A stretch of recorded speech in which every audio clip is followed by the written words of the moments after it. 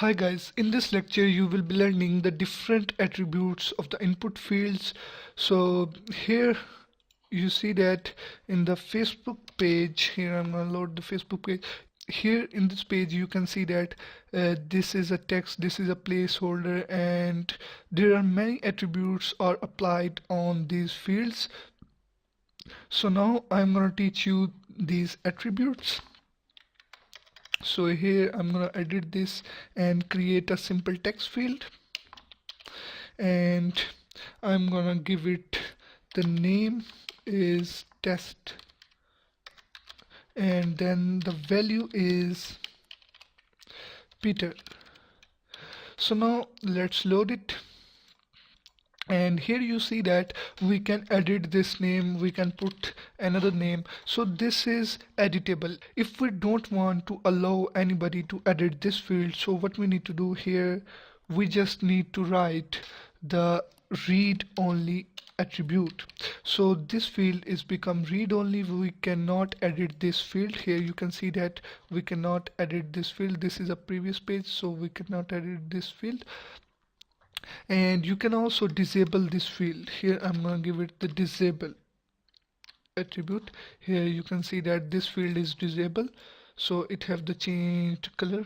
And now we can also give the size to the field. Here is the size, so size is the length of the field. I'm gonna give it 50.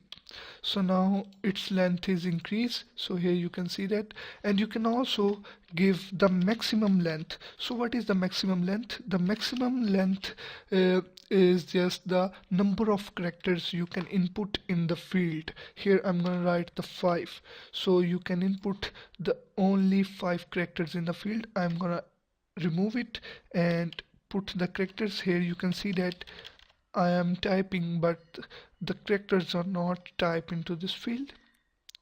And the next thing is the placeholder. You can also place a text in the field that represent what this field about. Here you can see that this field is about the first name, and you can also create the text in it.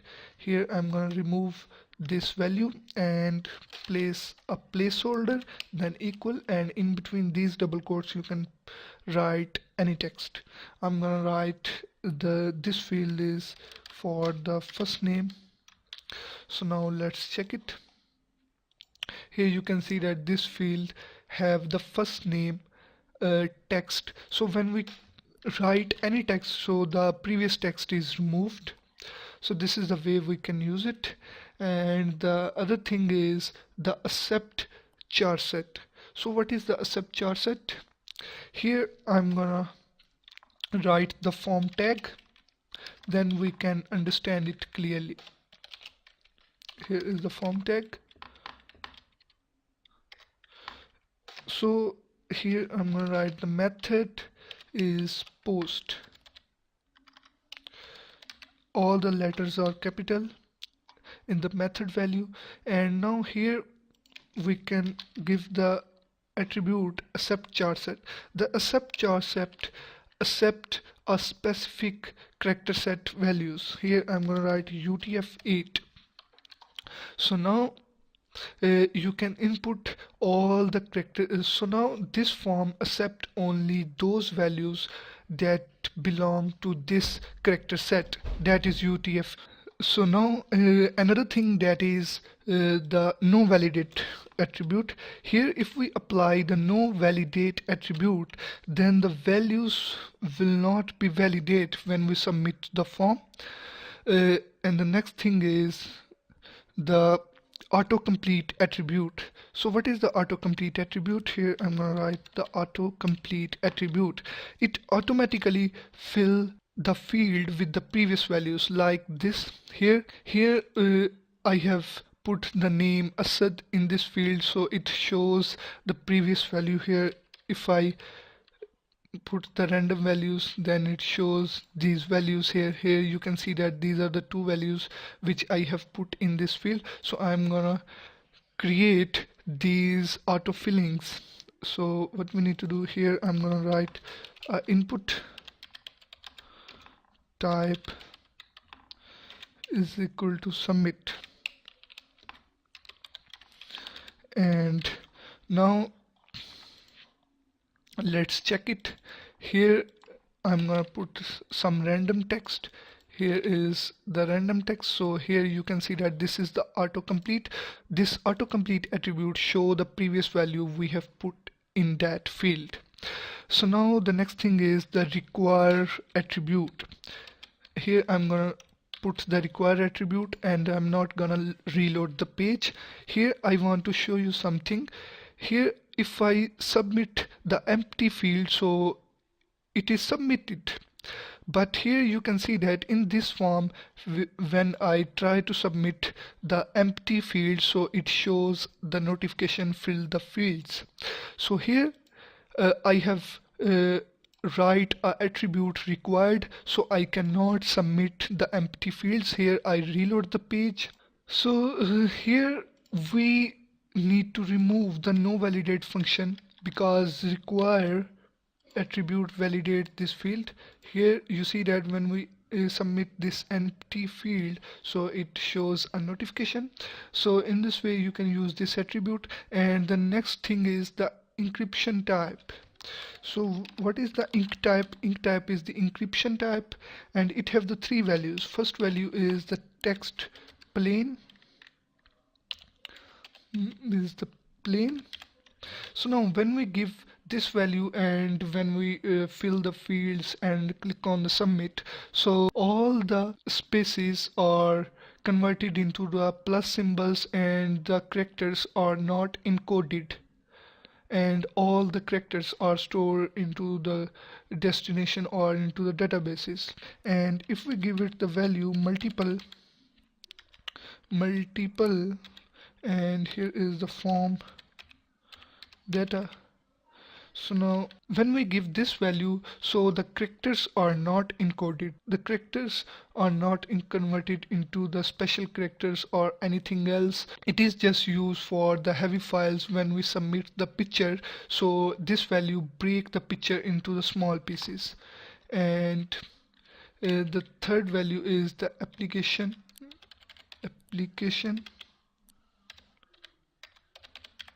/x ww, and here is the form and here is the URL encoded. So now this is the value, and this value is used when we want to convert the spaces and when we want to convert the characters and the letters into some other letters, or it is used to hide the data while submitting the form. And the next thing is the pattern. We can also define the pattern of the values, a pattern of the given input. Here I'm gonna define the pattern. So when we input the password while we are sign up for the Facebook ID, so the password must contain the capital letters, lower letters and the special character. This is the pattern. So here I'm gonna specify a pattern. It contains the capital letters and the lowercase letters. Here you see that it is a capital alphabets and the lower alphabets, and then its quantity is 5. Only 5 letters are allowed in this input field. So now I'm gonna load it, and here I'm gonna put the letters. So here you see that please match the requested format. So now I'm gonna fulfill the format, capital letter, lowercase letter and the 5 letters. So now it is submitted. So this is the pattern. And the next thing is the image. You can also upload the image. Here I'm gonna copy this and remove it. And here what you need to do, just write the name and the type of the image. If the image is placed in another folder, then you need to write the complete address. If it is in the subfolder, then you're only able to write the subfolder name. Here the image is in the subfolder. I'm gonna write a.jpg.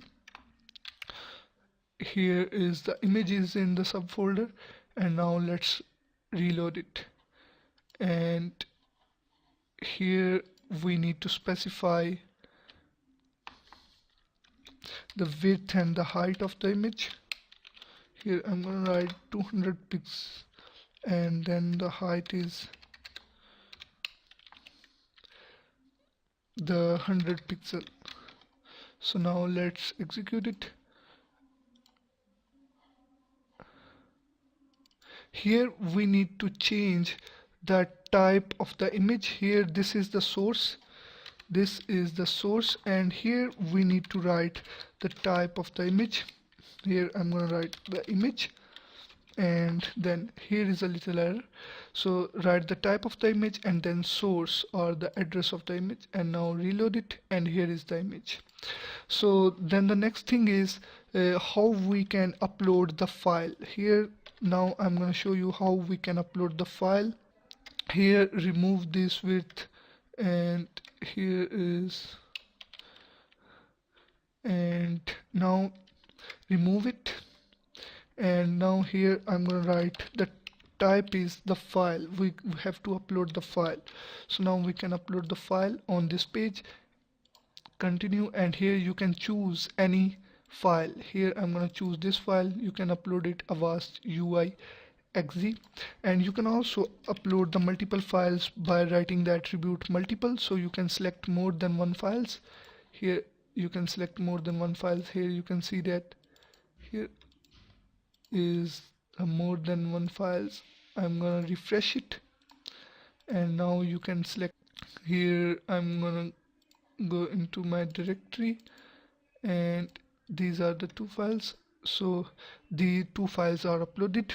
We can also able to specify the extension or the type of the file, like image. If we want to upload the image, then we need to write the accept, then equal, and then double quotes, and in this we need to write the image, then / static. So now we are able to upload the image. Here's reload it, and here now I'm going into my images. Here is only one image, so you can upload only the image, and you can also write the audio file here, so you can upload the audio file. If you write the video, then you can able to upload the video file, and you can also able to specify the extension like .jpg, .png, any extension .html, .php, then it will upload that kind of file. Here I'm gonna write the HTML, then it will upload only HTML type file because it have the extension of HTML. Here creation and 5 websites and files. So here you see that this is a image folder. It have a image, but it is not showing the image because it have to upload the HTML file. Here if we select the HTML file, so it loads the HTML file. So this is the way we can use the different attributes on the form. If you have any problems, so kindly add the discussion on Udemy. I will help you as much as I can. Thank you for watching this video. See you in the next video.